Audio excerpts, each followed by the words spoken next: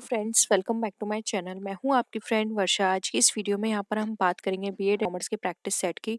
Start करते हैं video को। आपको वीडियो पसंद आए तो वीडियो को लाइक कीजिए, फ्रेंड्स के साथ शेयर कीजिए, और किसी भी तरह की आपको कोई भी क्वेरी लगती है किसी भी क्वेश्चन में तो आप नीचे कॉमेंट सेक्शन में लिख सकते हैं। आपको ये वीडियो पसंद आती है तो अपने फ्रेंड्स के साथ शेयर भी कर सकते हैं, और आप मुझे सोशल मीडिया पे फॉलो करके अपनी क्वेरी वहाँ भी पूछ सकते हैं। तो स्टार्ट करते हैं वीडियो को। यहाँ पर देखिए, क्वेश्चन है हमारा, management is an art to get the work done by others, this statement belongs to, यानी कि ये जो स्टेटमेंट है ये किसने दिया है आपको ये बताना है। Stanley veins, Peter F Drucker, Henry Fayol या फिर हेराल्ड डी कूट्स, बताइए।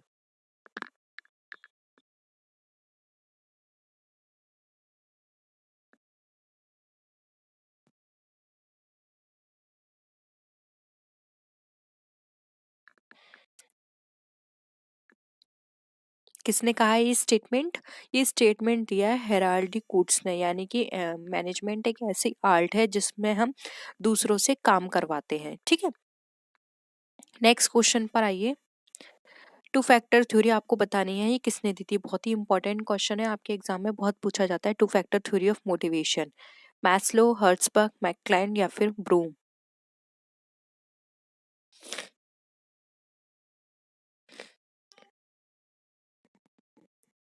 किसने दी है ये थ्योरी। ये थ्योरी दी है हर्ट्सबर्ग ने। मैस्लो ने कौन सी थ्योरी दी है, मैकक्लेन एंड ब्रूम। इन तीनों ने कौन कौन सी थ्योरीज दी हैं वो आपको नीचे कमेंट सेक्शन में लिखना है, और अगर आपको नहीं पता है तो आप सर्च कीजिए, क्योंकि ये बहुत ही इंपॉर्टेंट है। ये सारे नाम, इनकी थ्योरीज बहुत पूछी जाती हैं। ठीक है, नेक्स्ट क्वेश्चन देखिए। At boss scheme is developed by, अब एट बॉस स्कीम जो है वो किसने डेवलप की थी। फ्रैंक बर्नर गिलबर्ट ने, एच आर टोन ने, एफ डब्ल्यू टेलर या फिर पीटर एफ ड्रकर, बताइए।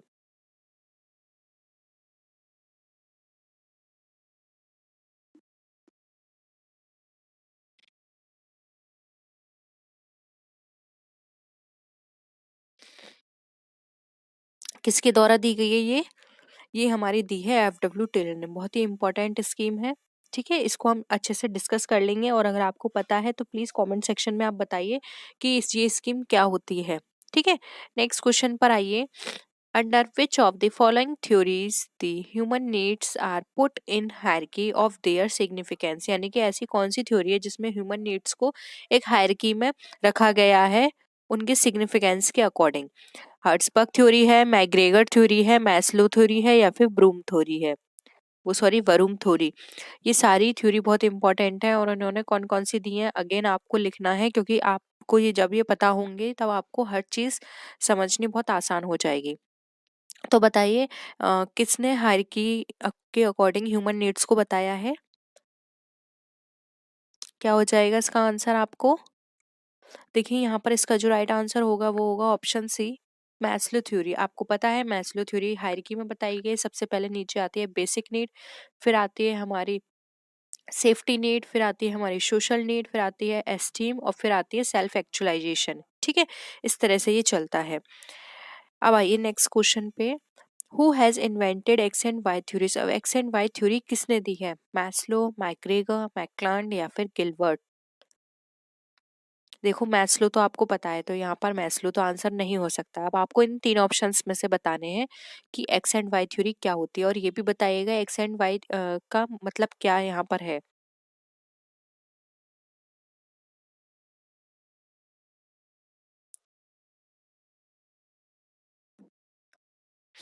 बताइए।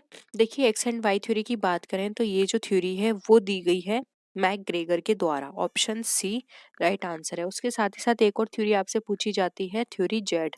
जेड थ्योरी किसने दी है, तो वो दी है विलियम आउची ने। ठीक है, नेक्स्ट क्वेश्चन पर आइए। मोटिवेशन रिजल्ट्स इनटू, अब मोटिवेशन किसका रिजल्ट है, increase in efficiency, increase in moral, increase in coordination या फिर ऑल ऑफ द अबव, बताइए। क्या लगता है आपको मोटिवेशन से क्या होगा। बहुत ही सिंपल है ये। देखिए, आप ऐसे भी समझ सकते हैं, कोई आपको मोटिवेट कर रहा है या फिर आप किसी को मोटिवेट कर रहे हैं तो क्यों कर रहे हैं, एफिशिएंसी बढ़ाने के लिए, उसका मॉरल बढ़ाने के लिए और कोऑर्डिनेशन करने के लिए। अगर कोई पर्सन नर्वस होता है, उसे लगता है कि वो ये काम नहीं कर सकता, तो हम क्या करते हैं, उसको मोटिवेट करते हैं जिससे कि वो काम करे अच्छे से। ठीक है, तो यहाँ पर ऑप्शन डी क्या हो जाएगा, हमारा करेक्ट आंसर हो जाएगा। ओके, नेक्स्ट देखिए, who said to manage is to forecast and plan to organize to command to coordinate and to control. बताइए किसने कहा ये? Harold D Koontz, Henri Fayol, Stanley Vance या फिर पीटर एफ ड्रकर।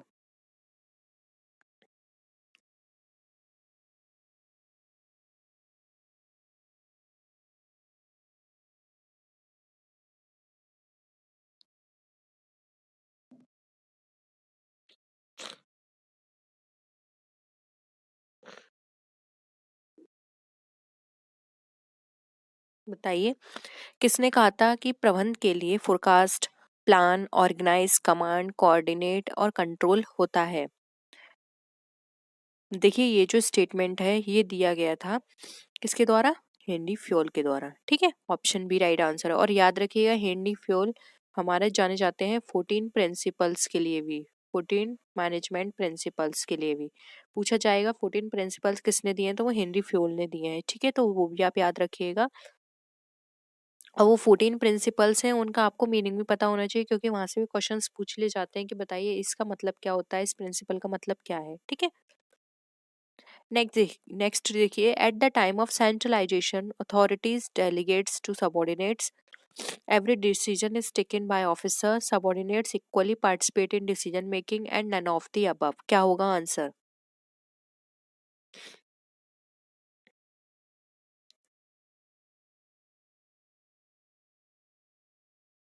क्या हो जाएगा? बी आंसर हो जाएगा। Every decision is taken by officer, यानी कि यहाँ पे सेंट्रलाइज हो गई है, एक जगह सारी पावर है। ठीक है, जो भी डिसीजंस लिए जाएंगे वो सेंट्रल ऑफिसर जो होगा या फिर जो मेन हेड होगा उसके द्वारा लिए जाएंगे। तो एवरी डिसीजंस किसके द्वारा है, यहाँ पर सब ऑफिसर के द्वारा लिए जा रहे हैं। ऑप्शन बी करेक्ट है। नेक्स्ट क्वेश्चन देखिए, dash is a two way communication between buyer and seller. बताइए किस में आपको लगता है कि यहाँ पे दो तरह से कम्युनिकेशन हो रहा है? एडवर्टाइजिंग, पब्लिसिटी, पर्सनल सेलिंग या फिर नन ऑफ द अबव। बताइए।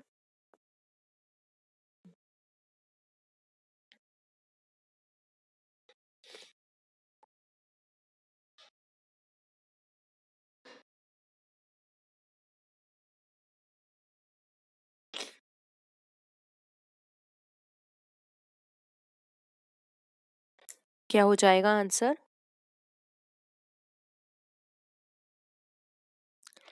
देखिए यहाँ पर हम आंसर की बात करें तो राइट आंसर यहाँ पर हो जाएगा हमारा ऑप्शन सी, पर्सनल सेलिंग। क्योंकि पर्सनल सेलिंग में क्या होता है, बायर एंड सेलर आपस में कम्युनिकेट कर सकते हैं, प्रोडक्ट के रिगार्डिंग कोई भी क्वेरी है वो पूछ सकते हैं। जबकि पब्लिसिटी में क्या होता है, वन वे होता है, एडवर्टाइजिंग भी वन वे होता है। बस उनको जो भी एडवर्टाइज करनी है अपने प्रोडक्ट की वो उन्होंने कर दी, आप उनसे कोई भी क्वेरी नहीं कर सकते हो, कुछ भी पूछ नहीं सकते हो। जबकि पर्सनल सेलिंग में आप ऑन द स्पॉट कोई भी क्वेरी है प्रोडक्ट के बारे में, कोई आपको एडिशनल इन्फॉर्मेशन चाहिए, आप पूछ सकते हो। तो ये क्या हो गया, टू वे हो गया हमारा।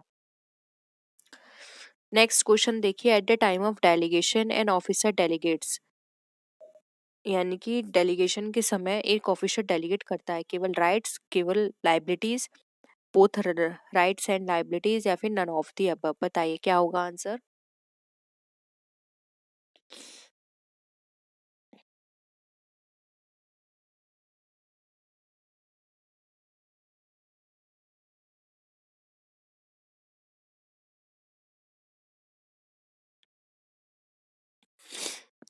क्या लगता है आंसर आपको इसका? देखिए, डेलीगेशन जब किया जाता है एक ऑफिसर के द्वारा, तो वो उस अपनी राइट्स और लाइबिलिटीज दोनों को डेलीगेट करता है, यानी कि वो जो भी काम करेगा उस पर उसकी लाइबिलिटी भी होगी। तो डेलीगेशन के समय एक ऑफिसर राइट्स के साथ साथ लाइबिलिटीज को भी डेलीगेट करता है। ठीक है, नेक्स्ट है the scope of time study covers. अब टाइम स्टडी में क्या क्या चीजें कवर की जाती हैं? केवल वर्कर्स, केवल मशीन, केवल workers and both workers and machines या फिर नन ऑफ द अबव। बताइए।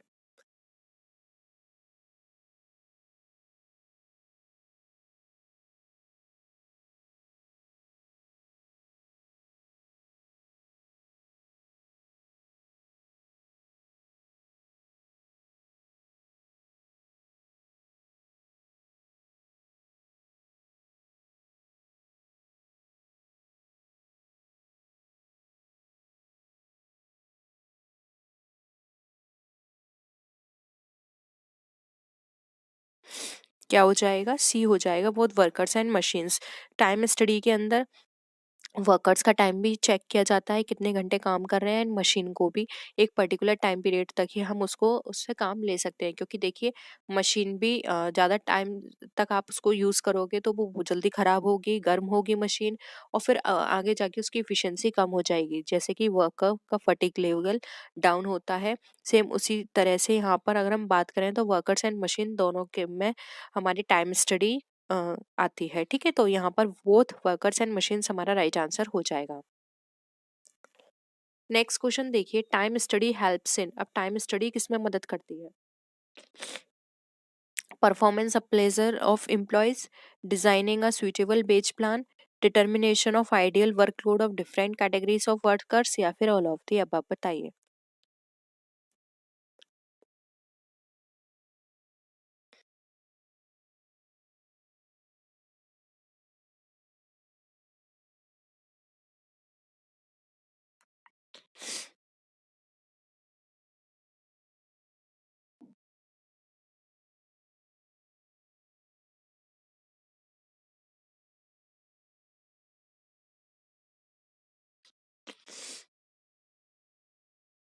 क्या होगा आंसर?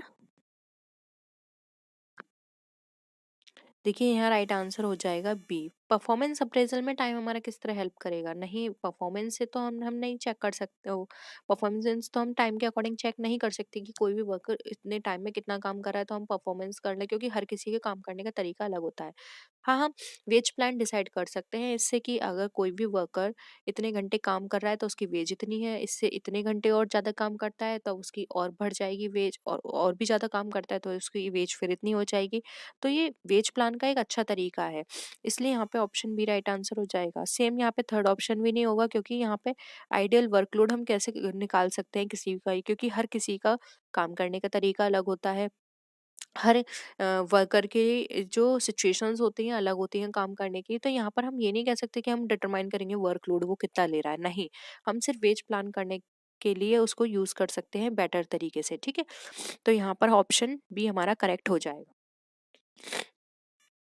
नेक्स्ट क्वेश्चन देखिए, who is the father of scientific management? बहुत ही सिंपल क्वेश्चन है, हर बार इस तरह के क्वेश्चंस आपके एग्जाम में पूछे जाएंगे, तो याद रखिए। फादर ऑफ साइंटिफिक मैनेजमेंट की बात करें तो कौन सा होगा, जल्दी बताइए। F.W. टेलर। ठीक है, हेनरी फ्यूल को किसका फादर कहा जाता है? कमेंट सेक्शन में जल्दी बताइए आप। नेक्स्ट है साइंटिफिक मैनेजमेंट एम सेट। अब साइंटिफिक का एम क्या होता है? प्रोडक्शन को बढ़ाना, improved quality, elimination of wastage, या फिर ऑल ऑफ द अबव, बताइए।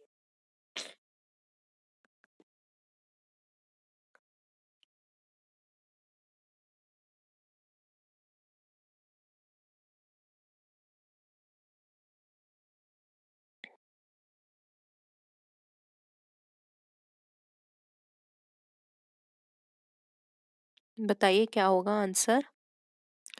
देखिए यहाँ पर इसका आंसर हो जाएगा डी, क्योंकि साइंटिफिक में मैनेजमेंट की बात करें तो साइंटिफिक मैनेजमेंट हम क्यों यूज कर रहे हैं? क्योंकि उससे हमारा प्रोडक्शन बढ़ रहा है, हर काम सिस्टमेटिक तरीके से हो रहा है, एक हमारे पास सेट है, उसके अकॉर्डिंग हम सारी चीज़ें सिस्टमैटिक तरीके से कर रहे हैं, एक फॉर्मेट दिया हुआ है। अब यहाँ पे हमारा एलिमिनेशन भी हो रहा है, वेस्टेज का कंट्रोल भी हो रही है, सारी चीज़ें, क्वालिटी भी इंप्रूव हो रही है, तो ये सारी ही चीज़ें हमारी साइंटिफिक मैनेजमेंट का एम होती हैं। ठीक है, इसलिए ऑप्शन डी यहाँ पे हमारा करेक्ट हो जाएगा। नेक्स्ट देखिए, which of the following is an incentive wage plan? अब इसमें से कौन सा इंसेंटिव वेज प्लान है, बताइए। टाइम वेज सिस्टम, हार्ड स्लिप premium plan, piece wage system, या फिर स्कैनियन प्लान, बताइए।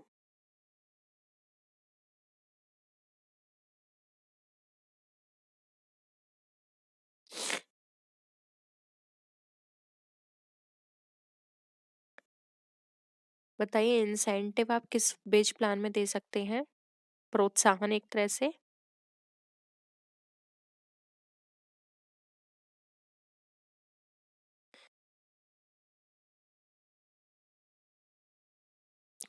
देखिए, टाइम और पीस की बात करें तो इसमें आप किसी भी तरह से उसको इंसेंटिव नहीं दे सकते, यानी कि उसको मोटिवेट नहीं कर सकते। आप मोटिवेट कब कर सकते हो? जब आपने एक सेट बना दिया कि हाँ, ये आपका स्टैंडर्ड है आउटपुट, इतना स्टैंडर्ड आउटपुट होगा, और इससे ज़्यादा आप निकालते हो तो इतना मिलेगा, और भी इससे ज़्यादा निकालते हो तो आपकी ये जो वेज है और बढ़ जाएगी। तो इससे क्या हुआ, आपने उसको मोटिवेट किया। तो इस तरह का सिस्टम आप कौन से प्लान में होता है, हाल-स्ले में। ठीक है। टाइम में क्या होता है, आपने जितने टाइम काम किया तो वो कहाँ से मोटिवेट होगा। सेम वे पीस में क्या होता है, जितने पीस बनाए उतना, तो इससे डिमोटिवेट होते हैं उल्टा इन दोनों सिस्टम से। ठीक है। जबकि हाल-स्ले की बात करें तो अगर आप स्टैंडर्ड के अकॉर्डिंग बनाते हो तो आपके यहाँ पे 3 कैटेगरी में डिफाइन की जाती हैं वेज, तो उसके अकॉर्डिंग आप इंसेंटिव वेज प्लान कर सकते हो। ठीक है। तो इसलिए यहाँ पर जो ऑप्शन होगा वो हमारा कौन सा हो जाएगा, option number B, Halsey premium plan. Question है हमारा, which of the following is not a non financial incentive to motivate employees, यानी कि आपको बताना है इसमें से कौन सा नॉन फाइनेंशियल इंसेंटिव नहीं है हमने अपने एम्प्लॉय को मोटिवेट करने के लिए। Employees participation in management, profit sharing, employees job security and none of the above. बताइए। बहुत ही सिंपल है, जल्दी से आंसर करिए, क्या होगा।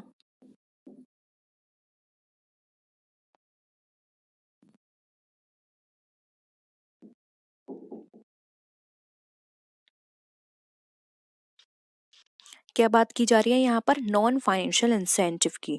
ठीक है, यानी कि जहाँ पर मनी या फंड, या हम बात कर सकते हैं किसी भी तरह की फाइनेंस की वहाँ पर यूज नहीं हो रहा है। देखिए, एम्प्लॉय पार्टिसिपेशन में आप उसको पार्टिसिपेट करने को बोल रहे हैं, लेकिन यहाँ पर आप उसे कुछ भी मनी नहीं दे रहे।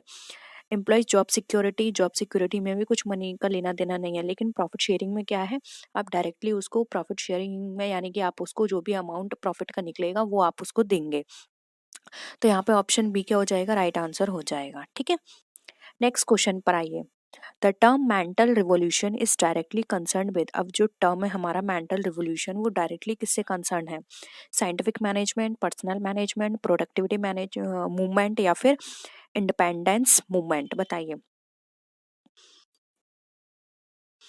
मेंटल रिवोल्यूशन की बात की जा रही है, जहां पर आपकी मेंटल पावर को यूज किया जाए। बताइए कौन सा है वो, कौन सा मूवमेंट या मैनेजमेंट है।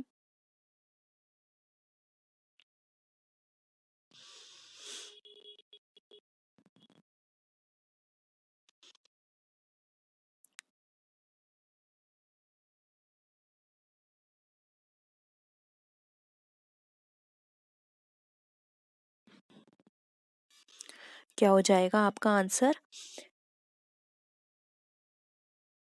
सी आपका राइट आंसर हो जाएगा, प्रोडक्टिविटी मूवमेंट। क्योंकि प्रोडक्टिविटी मूवमेंट में आप डायरेक्टली ये हिसाब लगाएंगे पूरा कि किस तरह से आप अपनी प्रोडक्टिविटी को इम्प्रूव कर सकते हैं, ज़्यादा से ज़्यादा अपने रिसोर्सेज को बेटर तरीके से यूटिलाइज करके उनका प्रोडक्टिविटी पावर जो है या प्रोडक्शन जो है वो इंक्रीज कर सकते हैं। इसलिए यहाँ पे ऑप्शन सी क्या हो जाएगा, करेक्ट हो जाएगा हमारा। ठीक है। नेक्स्ट देखिए, राशनलाइजेशन जो होता है उसका मतलब क्या है, securing maximum efficiency of labour, B है हमारा eliminating waste of materials and power, C है हमारा सिंप्लीफाइंग डिस्ट्रीब्यूशन ऑफ कमोडिटीज, या डी है हमारा ऑल ऑफ दी अबव। बताइए क्या होगा आंसर, राशनलाइजेशन का एम क्या होता है।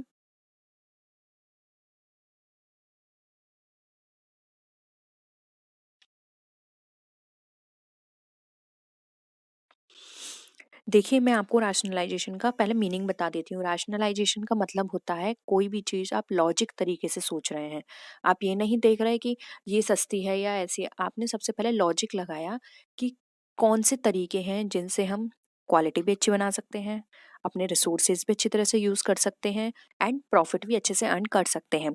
तो ये देखिए यहाँ पे securing maximum efficiency of labour, ये भी हमारा लॉजिक है कि हम इस तरह के वेज फाइंड आउट करें जिससे हम लेबर की इफिशिएंसी को मैक्सिमाइज कर पाए, यानी कि हम उनसे जो भी हमने टाइम पीरियड उनको दिया है काम करने का, उसमें ज़्यादा से ज़्यादा काम हम उनसे करवा पाएँ। ठीक है। Eliminating waste of material and power, जो भी हमारे मटेरियल्स यूज़ हो रहे हैं, जो भी पावर यूज़ हो रही है, उसको एलिमिनेट करें, यानी कि कम से कम हमारा वहाँ पे लॉस हो, कम से कम उनका वेस्ट हो। फिर है सिंप्लीफाइंग डिस्ट्रीब्यूशन ऑफ कमोडिटीज़, हम जो भी कमोडिटीज़ का डिस्ट्रीब्यूशन करें सिंप्लीफाई तरीके से हो, ऐसा ना हो हमने किसी पर्टिकुलर एक एरिया में कमोडिटी वहाँ पे एक्सेस कर दी है डिस्ट्रीब्यूशन, और किसी एरिया में हमारी बहुत लैक है, तो हमें सिंप्लीफाई डिस्ट्रीब्यूशन करना है। तो ये सारा हमारा रैशनलाइजेशन में कवर हो रहा है, इसलिए ऑल ऑफ द अबव हमारा करेक्ट हो जाएगा। क्लियर है यहाँ तक। अब देखो नेक्स्ट क्वेश्चन। नेक्स्ट है ऑर्गेनाइजेशन एंड मैनेजमेंट इंक्लूड्स। अब ऑर्गेनाइजेशन एंड मैनेजमेंट में क्या क्या चीज़ें इंक्लूड होती हैं? Defining every job and its objectives, eliminating duplication of functions and jobs. C है हमारा एलिमिनेशन अननेसेसरी वर्कलोड, या फिर ऑल ऑफ दी अबव। बताइए क्या है इसका आंसर?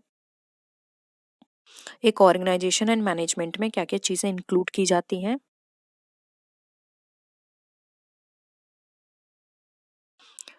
क्या होगा यहाँ पर, यहाँ आंसर आपका?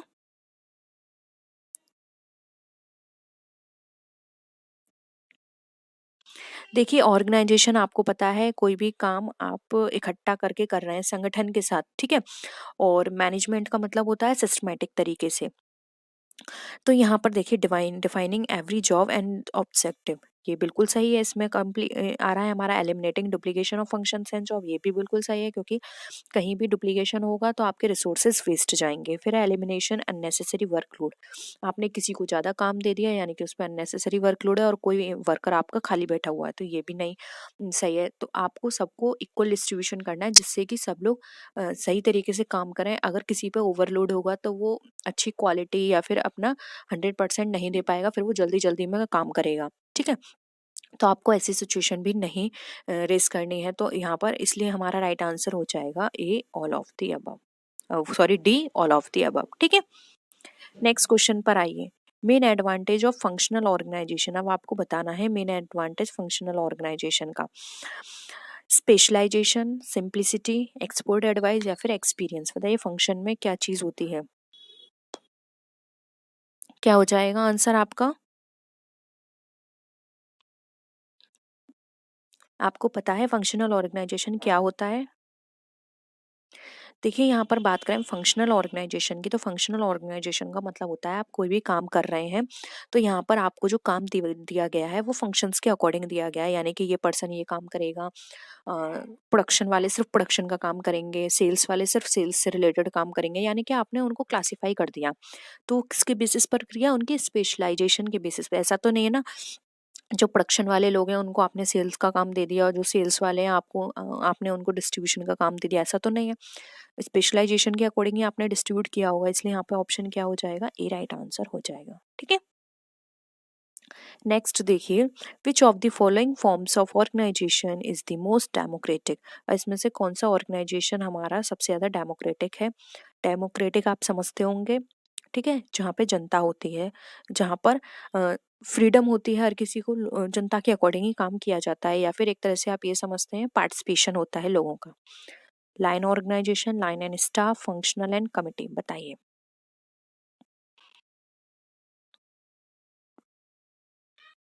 क्या हो जाएगा आंसर यहाँ पर?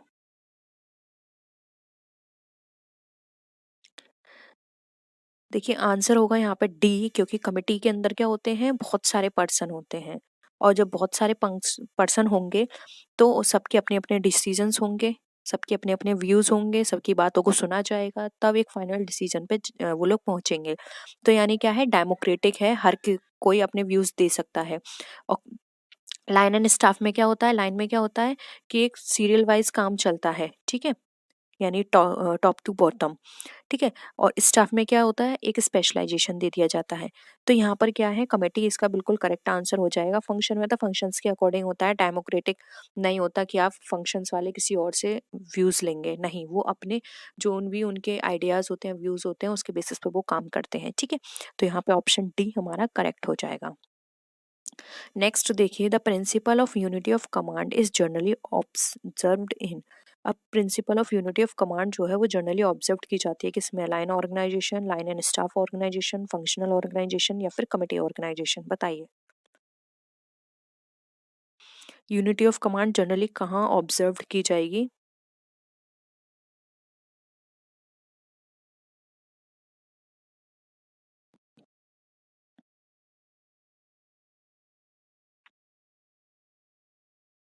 क्या होगा इसका आंसर?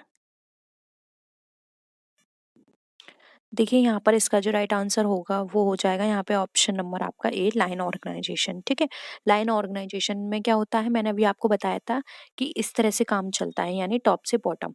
तो यूनिटी ऑफ कमांड क्या होगी, एक के पास होगी, वो जो कमांड करेगा वही नीचे के लोग फॉलो करेंगे। ठीक है, तो यूनिटी ऑफ कमांड हमारी जनरली कहाँ ऑब्जर्व की जाती है, लाइन ऑर्गेनाइजेशन में। नेक्स्ट है, F Winslow Taylor is related to functional management methods, human relationship in management, statistics methods of management, या फिर स्टैटिस्टिकल मेथड्स ऑफ मैनेजमेंट। बताइए एफ विंसलो टेलर हमारा किससे रिलेटेड है।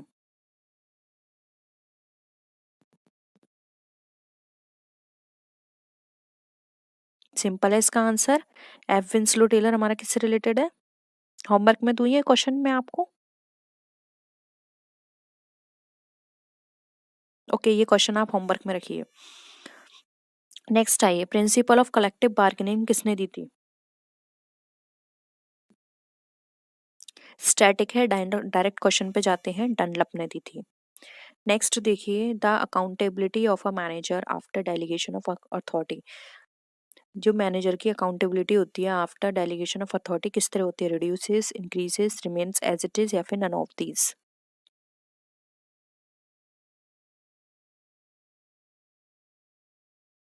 किस तरह हो जाएगी।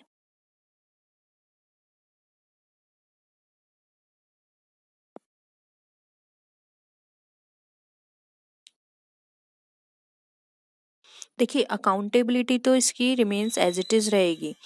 हाँ, अगर यहाँ पर होता कि responsibility of a manager after delegation of authority तो हम कह सकते थे कि रिड्यूस हो जाएगी उसकी रिस्पॉन्सिबिलिटी, लेकिन अकाउंटेबिलिटी तो वही रहेगी, क्योंकि जो मैनेजर के ऊपर होगा वो मैनेजर से ही क्वेश्चन करेगा, वो ये नहीं देखेगा कि मैनेजर की जगह किसी और ने काम किया है।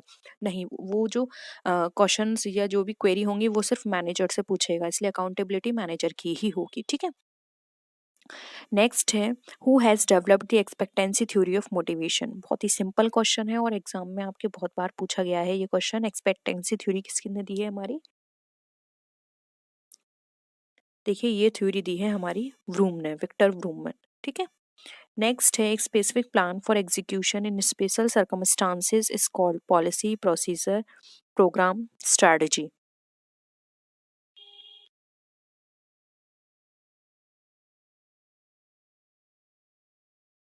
स्पेसिफिक प्लान किया जा रहा है स्पेशल सर्कमस्टांसेस के लिए, तो उसको हम क्या बोलते हैं,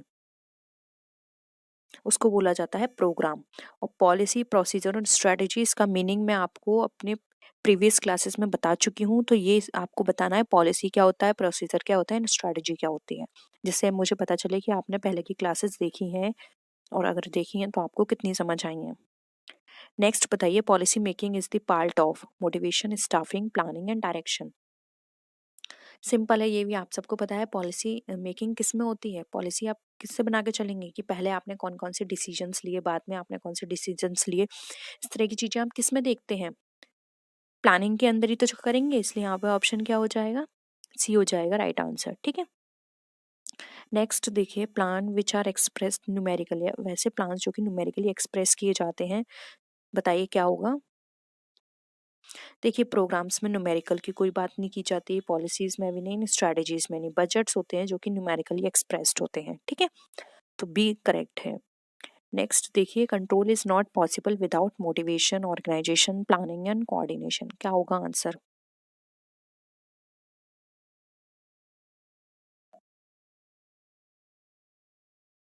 क्या हो जाएगा आंसर। आंसर यहाँ पर आपका हो जाएगा ऑप्शन सी, कंट्रोल जो है वो यहाँ पर हमारा नॉट पॉसिबल विदाउट, किसके बिना पॉसिबल नहीं है, हमारा प्लानिंग के। ठीक है, तो ऑप्शन सी यहाँ पे करेक्ट हो जाएगा। तो होप यहाँ पर आपको सारे क्वेश्चंस क्लियर हैं, किसी भी तरह की कोई भी क्वेरी हो तो जरूर बताइएगा। तो नेक्स्ट वीडियो में आपसे मिलते हैं, तब तक के लिए टेक केयर, बाय बाय। ठीक है।